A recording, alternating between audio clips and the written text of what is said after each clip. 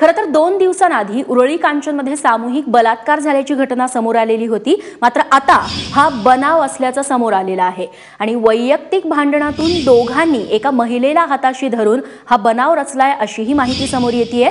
Mickey Ghai आमचे प्रतिनिधी आता आपल्या सोबत आहेत। मिकी, नेमका कुणी हा बनाव रचलेला आहे आणि कुणाला या जाळ्यात अडकवायचं होतं, काय तपशील मिळतात? रेश्मा, पुण्यातील लोणी काळभोर येथे शुक्रवारी रात्री ही घटना घडलेली आहे।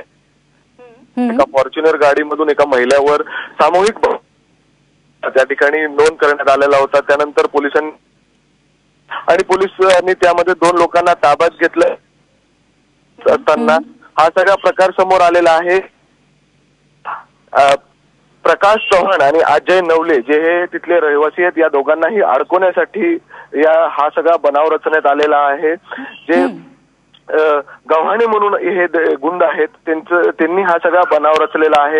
या महिलेला हाताशी धरून तिला पैसे देऊन, त्याचबरोबर ते घाटामध्ये जो 2 मुलं त्यांना गाडीवर भेटलेली होती ते देखील पैसे देऊन त्या ठिकाणी आणण्यात आलेली होती। ही येरवड्या मुलं आहेत असं देखील पोलिसांच्या तपासामध्ये आता, आणि यांनी बनाव करून हा सगळा प्रकार केलेला। प्रकाश चव्हाण आणि अजय ठिकाणी आलेला आहे। ते या दोघांचेही गव्हाणे बरोबर काही दिवसा अगोदर भांडण झालेली होती आणि त्याचबरोबर त्यांचा आपसिक वाद देखील आहे। आणि काही दिवसा गव्हाणेंनी या दोघांना सांगितलेलं मी लवकरच पाठवाल खडी फोडायला त्या ठिकाणी, आणि त्यानंतर हा सगळा बनाव। मिकी, तुझा आवाज नीट पोहोचत नाहीये, मात्र तपशील सगळे या घटनेचे कळालेले आहेत। मिकी, धन्यवाद तू दिलेल्या सगळ्या सविस्तर माहितीबद्दल।